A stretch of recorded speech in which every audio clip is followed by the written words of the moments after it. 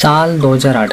दोस्तों, जिस टाइम लोग सुपर हीरो मूवी के नाम पे स्पाइडरमैन, बैटमैन, एक्समैन और हैरी पॉटर जैसी मूवी को देखते थे, उसी टाइम रिलीज होती है एमसीयू यानी कि मार्वल सिनेमैटिक यूनिवर्स की पहली super hero movie iron man. इस मूवी ने लोगों के बीच में एक नई पहचान बनाई, जिससे ये मूवी हिट साबित हुई। ये मूवी $140 मिलियन यानी कि करीब 11 अरब इंडियन रुपीस की बजट पर बनी थी और बॉक्स ऑफिस पर इसके टोटल कलेक्शन $585.8 मिलियन यानी कि करीब 46 अरब इंडियन रुपीस थी। मूवी की IMDb रेटिंग 7.9 आउट ऑफ 10 है और ये मूवी फुल एडवेंचर, एक्शन और साइंस फिक्शन पर बेस्ड है। दोस्तों, आज के इस वीडियो में हम इस मूवी को शॉर्ट में एक्सप्लेन करेंगे, तो चलिए स्टार्ट करते हैं।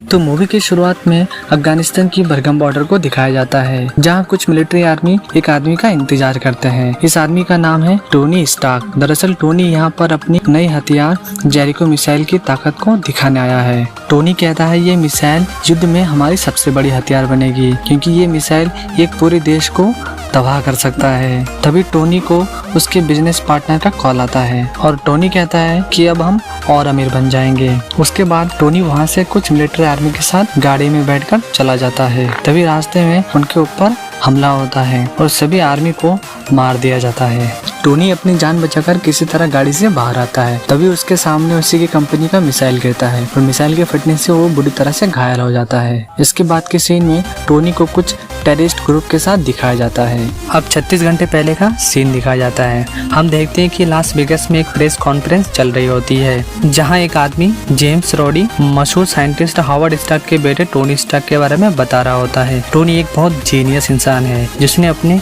डैड की स्टार्क इंडस्ट्री को बहुत एडवांस टेक्नोलॉजी तक पहुंचाया है और अपने डैड के फ्रेंड ओबेडाय स्टैन के साथ स्टार्क इंडस्ट्री को बहुत आगे पहुंचाया है।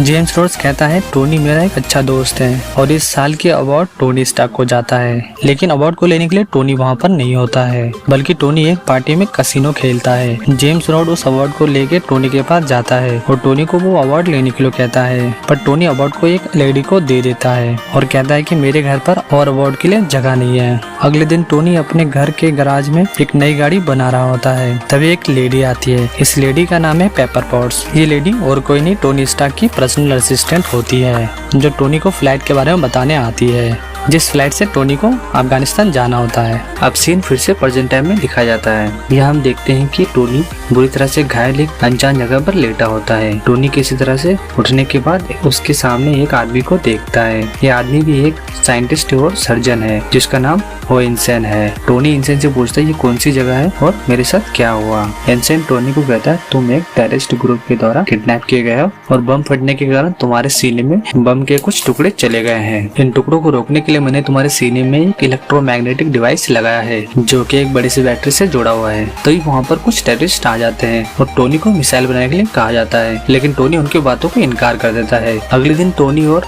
इंसान को दोबारा बुलाया जाता है। टोनी से वो आदमी मिसाइल बनाने के लिए कहता है, लेकिन टोनी मना कर देता है। टोनी से टेस्ट कहता है अगर तुम मेरे लिए मिसाइल बनाओगे तो मैं तुम्हें यहाँ से जाने दूंगा, लेकिन टोनी मना कर देता है। टोनी को उनकी भाषा समझ में नहीं आती और इंसान को उनकी भाषा समझ में आती है, तो इंसान उनको उनकी भाषा में हाँ बोल देता है। फिर दोनों वापस गुफा में चले आते हैं। इंसान टोनी को कहता है तुम्हें उनकी बात माननी चाहिए, क्योंकि तुम्हारे पास और कोई ऑप्शन नहीं है। यहाँ पर ना कोई आर्मी आ सकती है और ना कोई तुम्हें ढूंढ सकता है। लेकिन टोनी इंसान को कहता है अगर हम कोई ऐसी चीज बनाए जिससे हम दोनों यहाँ से सुरक्षित बाहर निकल पाए, तो इंसान कहता है बिल्कुल। टोनी कहता है मुझे इसके लिए बहुत सारी चीजों की जरूरत पड़ेगी। इंसान कहता है जो भी चीजें चाहिए हम इनसे मांग लेंगे। ये कहने के बाद टोनी अपनी एक आयरन सूट बनाना शुरू कर देता है और इसके साथ साथ उसके लिए एक आर्क रिएक्टर बनाता है। आर्क रिएक्टर एक ऐसी डिवाइस है जो बहुत ज्यादा बिजली स्टोर करके रखती है और जरूरत पड़ने पर काम आती है। टोनी इस आर्क रिएक्टर का यूज दो तरीके से करना चाहता था। एक तो उसके सीने में लगे इलेक्ट्रोमैग्नेटिक डिवाइस को बिजली देने के लिए और सूट को पावर देने के लिए। टोनी सूट बना ही रहा होता है कि टेररिस्ट लोगों को सीसीटीवी में टोनी के बारे में पता लग जाता है। टेररिस्ट वहाँ आके टोनी से पूछता है तुम बना क्या रहे हो। टोनी कहता है हम तुम्हारे लिए मिसाइल बना रहे हैं, लेकिन वो लोग विश्वास नहीं करते हैं। फिर इंसान को मारने की धमकी देते हैं। टोनी फिर भी कहता है हम तुम्हारे लिए मिसाइल बना रहे हैं और मुझे ये आदमी इंसान की जरूरत पड़ेगी। तो वो लोग फिर वहाँ से चले जाते हैं। फिर टोनी उस सूट को पहनकर उन लोगों को और वहाँ पर सारे हथियार को बर्बाद कर देता है। इस लड़ाई में इंसान की मौत हो जाती है। फिर टोनी उस सूट का इस्तेमाल करके वहाँ से उड़ जाता है, लेकिन सूट कमजोर होने के कारण कुछ दूरी पर जाके गिर जाता है। तभी उसको तो जेम्स रोडी उसको ढूंढ लेता है और टोनी को वापस घर लेके आता है। टोनी वापस घर आते ही अपनी पर्सनल असिस्टेंट पेपर पॉट्स को एक कॉन्फ्रेंस के लिए बोलता है। टोनी कॉन्फ्रेंस में जाकर सबके सामने हथियार बंद करने के बारे में बोलता है कि अब से कोई हथियार स्टार्क इंडस्ट्री नहीं बनाएगा, और ओबेडिया स्टैन मीडिया को टोनी की वापस आने की खुशी में वेलकम करता है। अगले दिन टोनी को एक बड़े से आर्क रिएक्टर के पास दिखा जाता है। दरअसल ये आर्क रिएक्टर टोनी के डैड ने बनाया था। तभी वहाँ पर ओबेडिया स्टैन टोनी के साथ मिलने आता है और ओबेडिया स्टैन टोनी को अपनी कंपनी की लॉस के बारे में बताता है, लेकिन टोनी कुछ और ही सोचता है और टोनी ओबेडिया स्टैन को आर्क रिएक्टर के बारे में बताता है कि क्यों न हम आर्क रिएक्टर की टेक्नोलॉजी और बेहतर बनाएं। लेकिन इस बात से ओबेडिया स्टैन इनकार कर देता है और कहता है आर्क रिएक्टर को बनाने के लिए बहुत पैसे की जरूरत पड़ती है और ये सिर्फ पब्लिक को बेवकूफ बनाने के लिए बनाया गया था। फिर टोनी अपने सीने में लगे छोटे आर्क रिएक्टर को दिखाता है, लेकिन ओबेडिया स्टैन फिर भी नहीं मानता है और ओबेडिया स्टैन टोनी को कुछ दिन के लिए चुप रहने के लिए कहता है।